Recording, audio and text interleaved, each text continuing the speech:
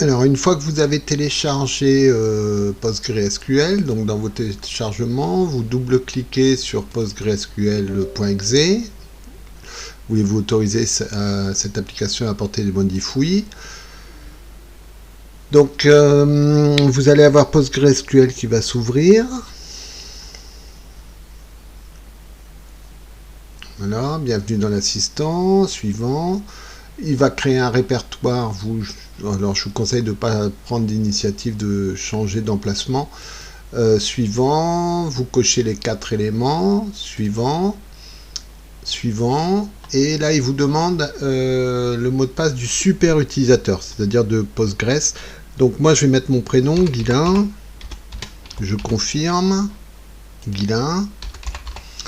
Et ensuite, il vous demande le port utilisé.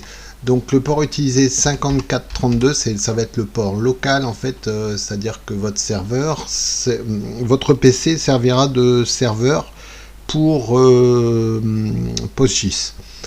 Suivant, local par défaut, suivant, donc il va créer et installer.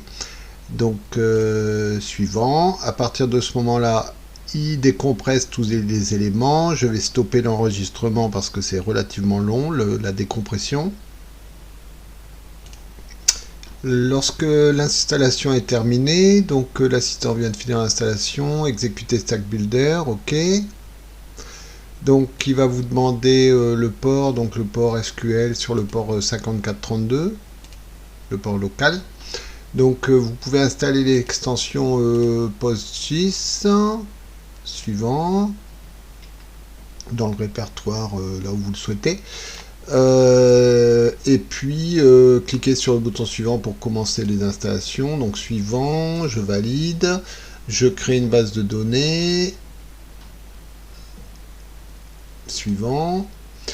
Donc l'utilisateur c'est Postgre, le mot de passe c'est Guilain, celui que vous avez défini ou celui que vous avez défini tout à l'heure.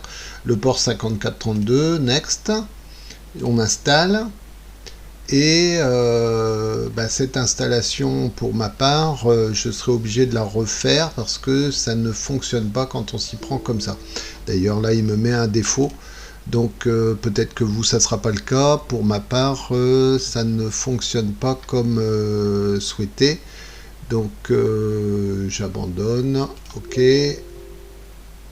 À renvoyer une erreur. OK. Et finir. Voilà. On se retrouve à l'étape 3.